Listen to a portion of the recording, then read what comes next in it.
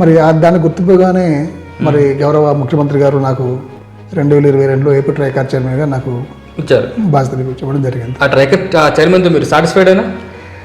తమ్ముడు, జనరల్గా ఏ పార్టీ అయినా, నేను ఒక గిరిజన యువకుడు, మరి యువకుడని కాదు, నాయకుడని కాదు, ఏ పార్టీకి ఏ కార్యకర్త పనిచేసినా మన ప్రభుత్వం వచ్చిన తర్వాత మన మనోభావాల్ని గౌరవించుకుంటూ మనకు చుట్టూ ఉన్నటువంటి మన పరిధిలో, ఎస్పెషల్లీ నేను ఒక చైర్మన్గా నేను ఏం కోరుకుంటానమ్మా, ఖచ్చితంగా ఈ రాష్ట్రంలో ఉన్నటువంటి 32 లక్షల మంది గిరిజనులకు ఖచ్చితంగా మా కార్పొరేషన్ ద్వారాగా మంచి సర్వీస్ ఇవ్వాలనే ఉద్దేశంతో వచ్చినటువంటి వ్యక్తిని.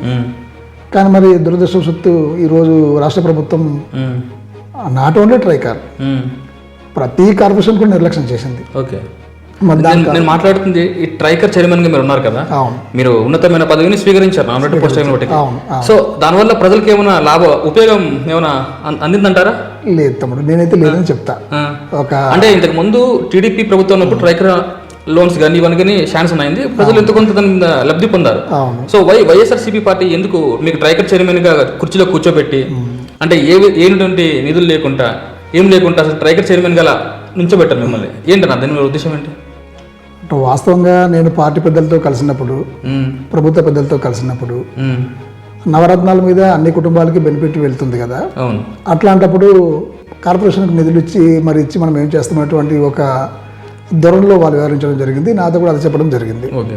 అయితే నేను కూడా ప్రభుత్వ పెద్దలతో నేను డిస్కస్ చేసినప్పుడు ముఖ్యమంత్రి గారితో తప్పిస్తే అంతమంది, ఇప్పుడు సజ్జల గారితో కావచ్చు, సాయిరెడ్డి గారితో కావచ్చు, సుబ్బారెడ్డి గారితో కావచ్చు, అందరితో డిస్కస్ చేశాను ట్రైకార్ యొక్క బడ్జెట్ మీద, దీని మీద మనం గౌరవ మంత్రి గారితో కూడా డిస్కస్ చేశాను.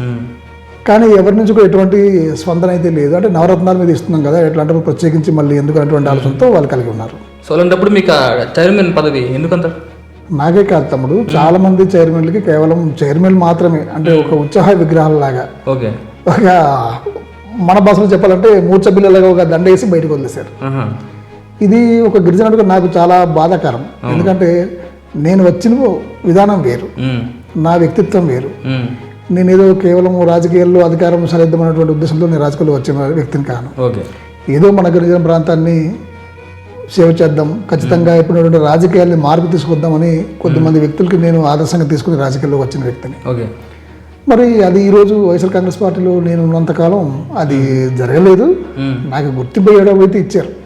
నేను కూడా ఉమ్మడి 13 జిల్లాల్లో 9 జిల్లాలు, శ్రీకాకుళం నుంచి అనంతపురం వరకు నేను ఒక చైర్మన్గా నేను తిరిగాను. ఏ ప్రాంతంకి వెళ్ళినా, ఏ గ్రామంకి వెళ్ళినా మన గిరిజనులు, అరే మా చైర్మన్ గారు వచ్చారు, మాకు లోన్ ఇస్తారు, లేకపోతే ఒక వెహికల్ ఇస్తారు అనేటువంటి ఎదురుస్తారు. కానీ అది చేయకపోవడంతో నేను కూడా బాగా నిరుచపడ్డాను. సేమ్ టైం 23 ఆగస్టు 11వ తారీఖు నా పదవకాలం పూర్తయింది. సో మీరు ప్రధానంగా ఆ చైర్మన్ పదవిని రాజీనామా చేయడం గల కారణం ఏంటన్నా? అంటే మీకు అధిష్టానం పట్టించుకోలేదనా, లేకపోతే ఏంటి ట్రైకర్ చైర్మన్ నాకు ఎటువంటి ఉపయోగం లేదనా? రాజకీయ కారణాలు తమ్ముడు. అంటే వాస్తవంగా మీలాంటి యువకులు ఎంతో మంది, నేనే కాదు, నాలాగా చాలా మంది ఆదర్శ భావాలు ఉన్న వ్యక్తులు చాలా మంది మన సమాజానికి, ముఖ్యంగా మన గిరిజన ప్రాంతంలో ఉన్నటువంటి చట్టాలని, హక్కుల్ని కాపాడి భావితరాల వాళ్ళకి ఒక మంచి భవిష్యత్తు ఇద్దాం, లేకపోతే మంచి నాయకత్వం ఇద్దామటువంటి ఆలోచనతో వచ్చినటువంటి వాళ్ళు చాలా మంది ఉన్నారు. అందులో నేను ఒకరిని. కానీ మన హక్కుల్ని, చట్టాలని ప్రొటెక్ట్ చేసినటువంటి నాయకత్వము వచ్చినా కొద్ది మంది వస్తున్నారు, కానీ పూర్తి స్థాయిలో నిలబడలేకపోతున్నారు. దానికి కారణం